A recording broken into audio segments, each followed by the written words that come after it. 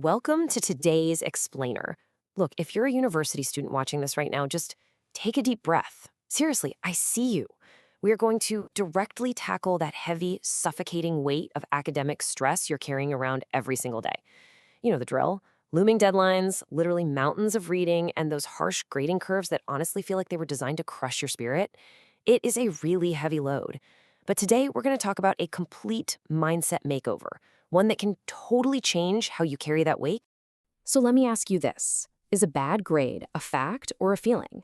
I know exactly what you're thinking. You're like, it's a fact. It is literally printed right there on my transcript. But I want to disrupt your standard way of thinking for a second. The intense pressure of university life, undeniably real. But what if I told you the radical truth is that the facts of your academic life aren't actually what's holding you back? It's something entirely different. Okay, let's dive right into this. Here is our exact syllabus for today's explainer. First, the weight of academic stress. Second, how attitude outweighs the facts. Third, shrinking your biggest obstacles. Fourth, daily habits for confidence. Fifth, the skeptic's view. And finally, number 6, mastering your mindset. All right, kicking things off with Section 1, the weight of academic stress, overcoming the pressure cooker. Think of your university experience as a mental gym. You are in there lifting heavy intellectual weights every single day, right? But burnout is your ultimate opponent. To beat it, we're going to anchor our mental toolkit today to Norman Vincent Peale's seminal book, The Power of Positive Thinking. Now, I know this might seem like a bit of a vintage text, but honestly, its core philosophies about mastering your internal narrative, they are highly practical for the very modern academic anxieties you're facing right now. The main takeaway? You absolutely do not need to be defeated by your problems. Moving right along to Section 2, attitude outweighs the facts, the paradigm shift. The famous psychiatrist Dr. Carl Menninger, whose work Peale highlights, actually stated it perfectly. He said, attitudes are more important than facts. So the crucial point here is that a toxic, defeated attitude is going to sap your energy and your brain power way faster than the difficult facts themselves. Basically, how you think about a brutally tough exam might actually defeat you before you even pick up your pen to take it. Let's look at a heavy, seemingly unchangeable academic fact, a failing midterm score. Ouch, right? That's the fact. Now, let's look at the attitude.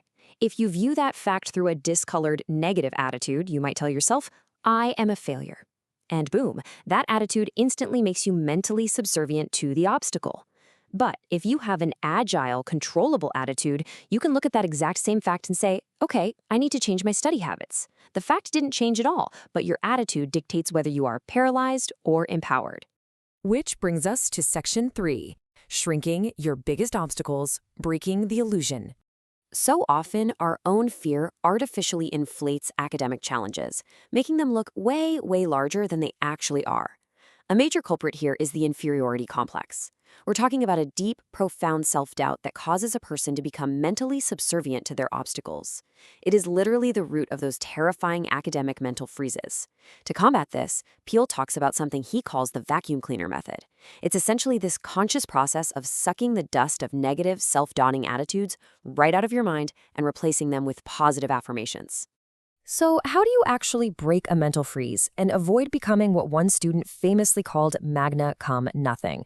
Well, the source text tells this fascinating anecdote about a 15-year-old student who had incredible potential but could literally never score over a 70 on any test. Why? Because his mother placed such immense, overwhelming pressure on him to be a top scholar. The pressure was so intense, it caused his mind to completely freeze up during exams. The resolution to that boy's academic freeze required a total, ground-up reframe of the study experience. Instead of stressing out, he was told to read his materials without strain, almost imagining it as a story. He started telling himself he just wanted to get through school creditably rather than agonizing over being, magna cum nothing. He basically stopped inflating the obstacle. And guess what? Once he changed his attitude and just confidently delivered what he actually knew, his grades immediately shot up. It's a real game changer. Let's move to Section 4, daily habits for confidence, your mental syllabus. All right, let's see how this builds into actionable daily habits. Because just like you study for a final, you have to actively condition your mind. The text outlines a specific morning routine recommended by Dr. Daniel A. Poling. Before you even get out of bed, You lie there, totally relaxed. You actively use your imagination to empty your mind of anxiety and fear, kind of like pulling the stopper out of a sink and watching the water drain. Then you say the words, "I believe," 3 times out loud. It sets the solid baseline of faith and capability before the stresses of campus can even touch you. And here are 4 specific daily rules from the text for building self-confidence that you can literally start using today. Number 1, formulate a mental picture of yourself succeeding. Why? Because your mind always tries to complete the picture it forms. Number 2, deliberately voice a positive thought to cancel out negative ones. 3, do not inflate your obstacles with fear. Just see them for exactly what they are. And 4th, make a true, honest estimate of your own ability, and then consciously raise it by 10% to develop some wholesome self-respect. Now for Section 5, the skeptic's view, balancing optimism with realism. As intellectually rigorous university students, I know for sure some of you are putting these ideas under a microscope right now. And it's really important to impartially look at the critiques of this philosophy. Former American Psychological Association President Martin Seligman wrote in his book Authentic Happiness that positive thinking often involves trying to believe upbeat statements in the absence of evidence, or sometimes even in the face of contrary evidence. He points out that many highly educated people who are explicitly trained in skeptical thinking simply cannot manage this kind of boosterism. If you're super analytical, your brain might just reject positive affirmations if it feels there isn't hard data backing them up. It's a completely valid counter-perspective to keep in mind as you figure out exactly what mental tools work best for you. Finally, Section 6, mastering your mindset, the final takeaway. And this perfectly illustrates our core theme today. Whether you fully embrace Peele's optimism or you prefer to balance it with Seligman's realism, the undeniable takeaway is that you have to take control of your internal narrative. You are the author of your attitude. So I want to leave you with this final provocative thought. What facts in your academic life are you going to reevaluate today?